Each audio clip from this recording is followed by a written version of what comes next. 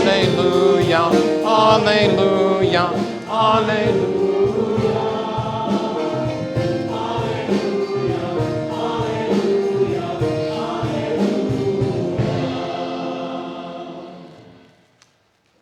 The Lord be with you. A reading from the Holy Gospel according to Luke. At that time, Jesus came to Jericho and intended to pass through the town. Now, a man there named Zacchaeus, who was a chief tax collector and also a wealthy man, was seeking to see who Jesus was. But he could not see him because of the crowd, for he was short in stature. So he ran ahead and climbed a sycamore tree in order to see Jesus, who was about to pass that way. When he reached the place, Jesus looked up and said, "Zacchaeus, come down quickly, for today I must stay at your house." And he came down quickly and received him with joy. When they all saw this, they began to grumble, saying, "He has gone to stay at the house of a sinner." But Zacchaeus stood there and said to the Lord, "Behold, half of my possessions, Lord, I shall give to the poor, and if I have extorted anything from anyone, I shall repay it 4 times over." And Jesus said to him, "Today salvation has come to this house, because this man too is a descendant of Abraham. For the Son of Man has come to seek and to save what was lost." The Gospel of the Lord. Praise to you, Lord.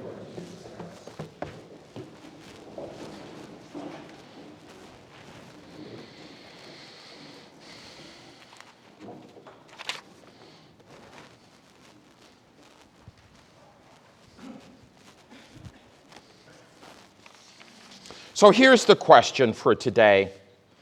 How far are we willing to go to see Jesus? How far are we willing to go to see Jesus? Visually, this is one of my favorite Gospels, because Zacchaeus is small in stature, and no self-respecting chief tax collector would do what Zacchaeus did. And we've all been there in this sense. Even though I am 6'3", there are times I still have to get on my toes in order to see above the crowd. Or if I'm sitting down, let's say, at a sporting event or at a movie, sometimes I have to do this in order to see. So Zacchaeus, small in stature, he runs to climb a tree. I'm not able to do that at my age now. He runs and climbs a tree, goes out on a limb in order to see Jesus. And then he's obedient to the Lord, for he comes down quickly. So the question is, once again, how far are we willing to go to see Jesus? And one of the things that really strikes me in the gospel reading today is Zacchaeus' response. His response, he receives the Lord with joy. He receives his mercy, because our readings today continue last Sunday's theme, "O God, be merciful to me, a sinner." He is a sinner, and he receives the Lord's mercy with joy. And notice how he responds. He becomes a steward. He becomes a servant of mercy. The Lord does not say to him, "Okay, now you must give half your possessions to the poor, and if you have extorted anyone, you must repay them 4 times." The Lord does not say that at all. That's not what the Lord is asking of Zacchaeus. He does it willingly. He does it cheerfully. He does it sacrificially. He does it expectantly, because he has met mercy, and he becomes a servant, becomes a steward of mercy. And so we, like Zacchaeus, our readings today call us, they summon us to be stewards of mercy, to be servants of mercy. So what I want to do right now is, and by the way, I'm going to add to that question, how far are we willing to go to see Jesus? But I'm working up to that. So I'm going to add to that in a moment. So one of the things I want to talk about is really the highlight of the parish over the last 2 months. We're in November. This is the month of Thanksgiving. It's also the month of All Souls, that we remember our beloved dead, those who have gone before us, marked with the sign of faith. And we're working our way to our wonderful Thanksgiving feast 3 weeks from tomorrow. And we're concluding the church year. Not the calendar year, but the church year. We begin a new year 4 weeks from today with the first Sunday of Advent. So it's a good time to kind of reflect a little bit on the faith life of the community. And these are things that I'm really proud of over the last couple of months, that I just simply stand back and delight in it. And because some incredible things are happening. And one of the things that I tell myself, being a control freak, it's amazing what happens when I get out of the way. You know, sometimes my role as a pastor is to get out of the way. Because every member is baptized, every member has received the Spirit, every member is a minister. We refer to ministers as volunteers, but every member is a minister. People are called to share their gifts, and I'm to get out of the way.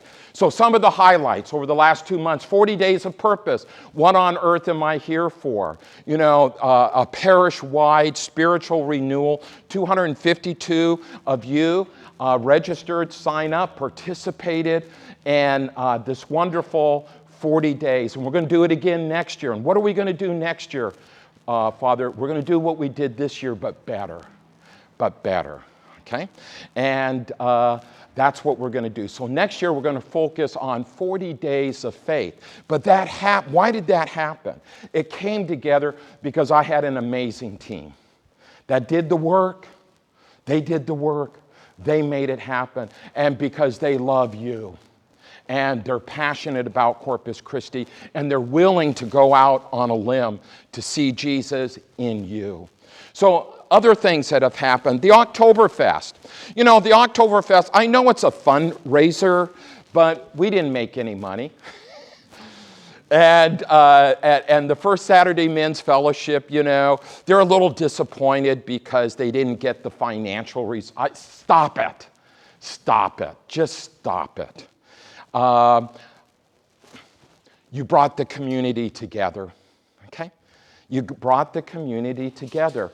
Connect, the second purpose of the church, part of our mission statement. You brought 300 people together, families together. We had a wonderful place for our children, from face painting, and so on and so forth. It was just a wonderful experience, and those who were here had a wonderful time. So stop it. You did a great job.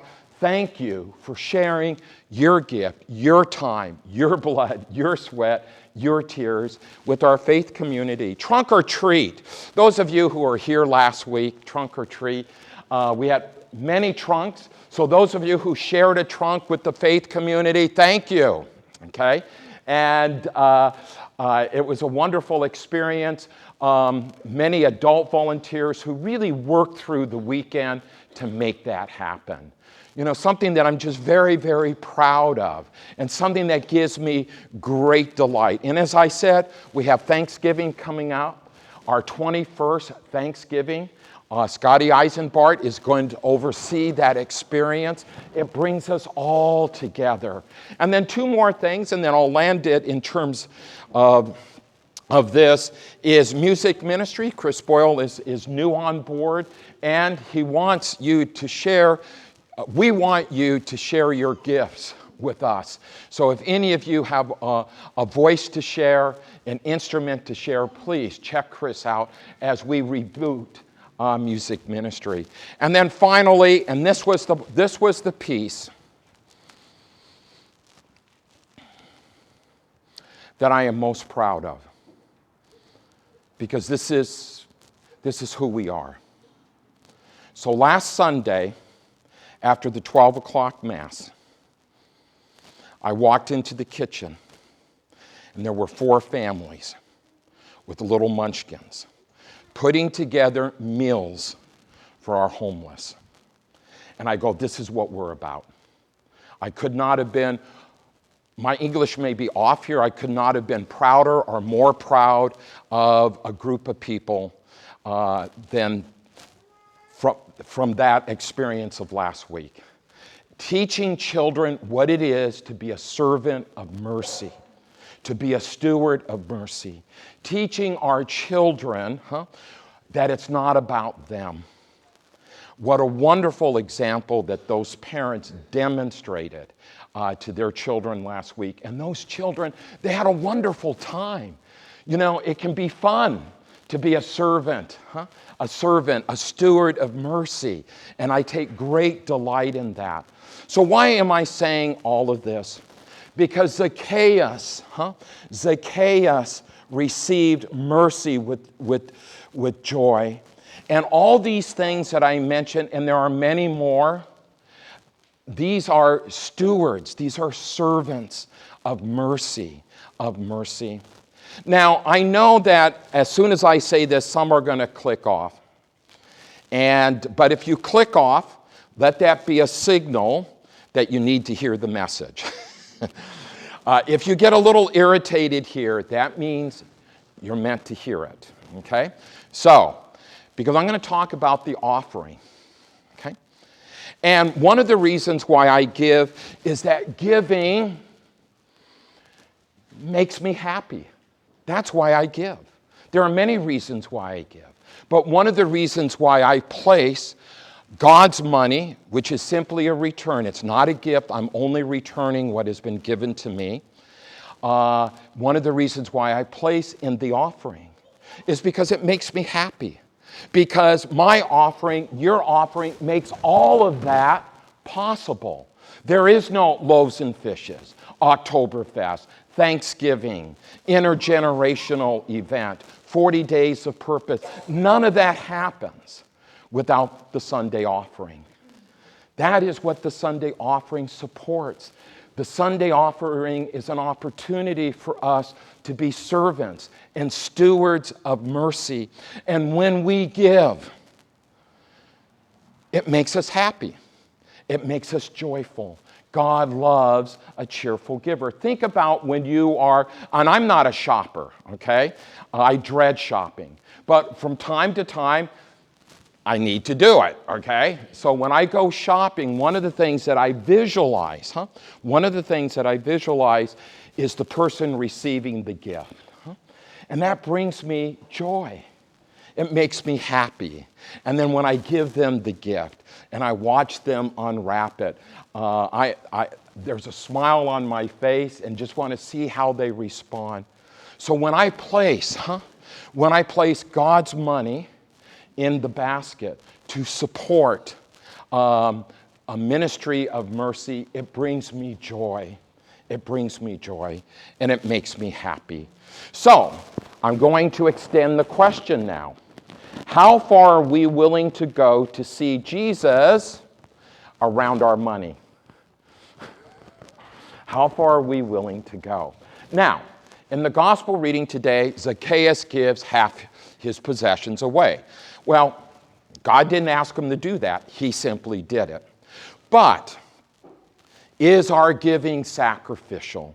Is it sacrificial? And why do I even bring this up? Because a major Lucan theme, and we're in the Gospel of Luke, is the right use of wealth. So think of the parables that we have heard. The prodigal son. One squanders wealth. The father uses his wealth, God is not a killjoy, to put on a party, a celebration because his son has returned. Think of the Good Samaritan, a steward, a servant of mercy who uses his wealth to bring someone back to health. Think of the parable of the rich man and Lazarus. The rich man is condemned because he was not a steward, not because he was wealthy, but he was not a steward of mercy. So this is a Lucan theme. And for me not to talk about it would be sinful. It would not be honoring the gospel. And so what we have today is we have a real life story, a man's heart who was changed because he received mercy and he became a steward of mercy.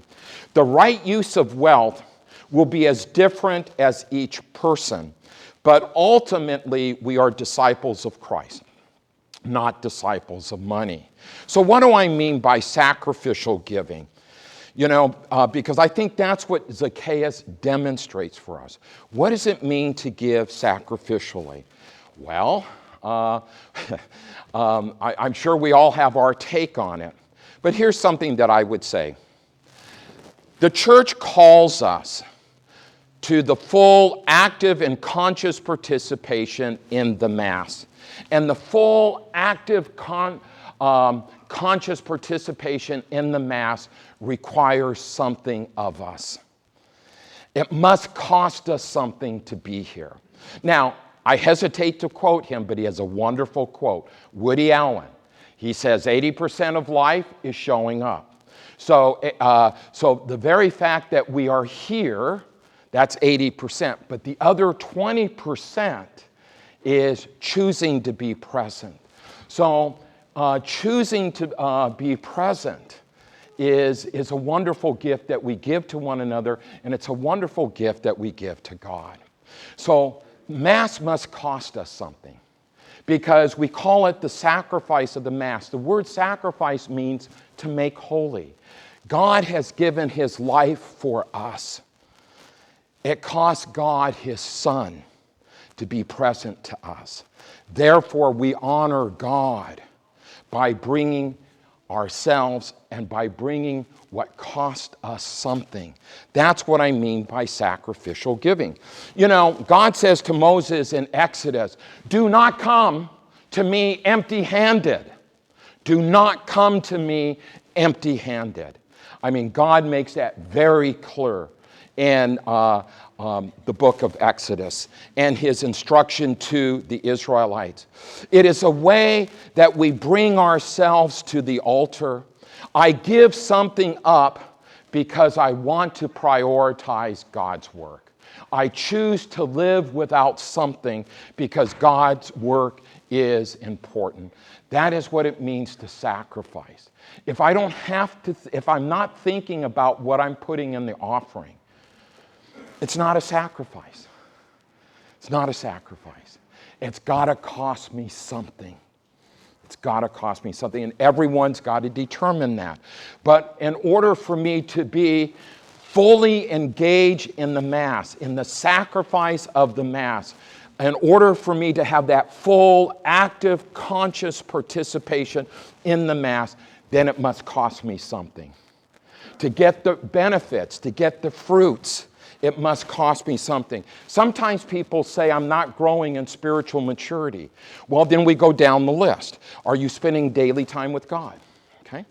Are you going to confession when you need to go to confession? You come into Mass on Sunday. And how's your offering? You want to get closer to God? Take a look at your offering. Maybe that is what's holding you back. Okay. Because giving sacrificially, is going to draw us closer to God.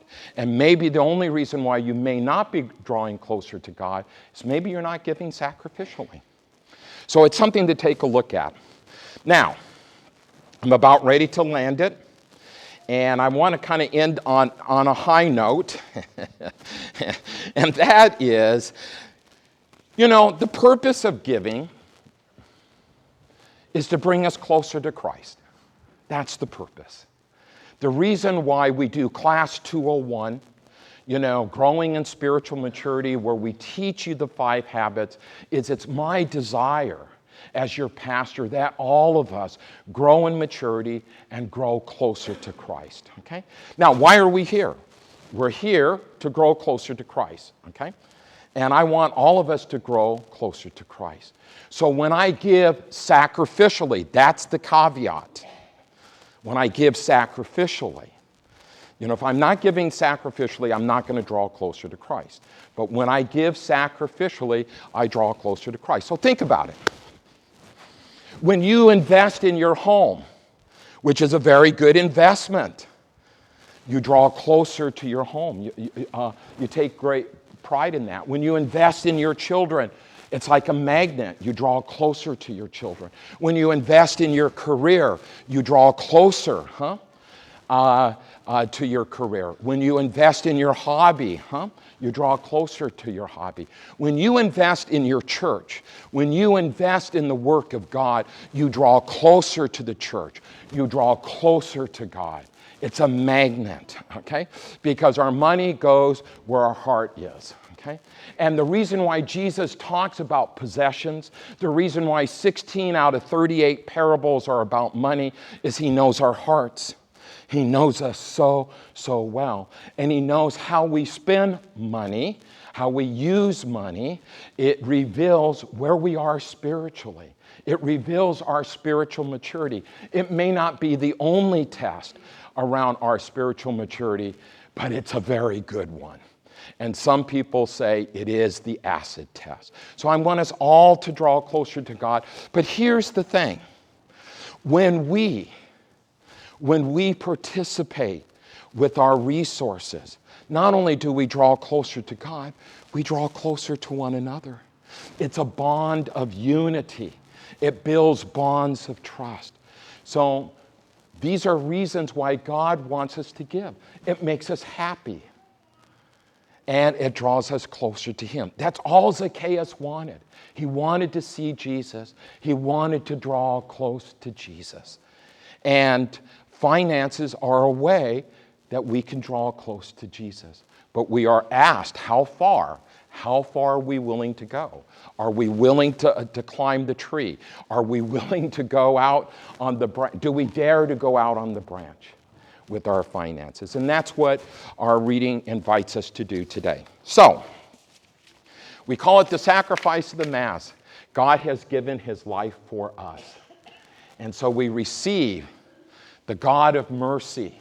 We receive his body and blood, and he calls us to be servants, to be stewards of mercy.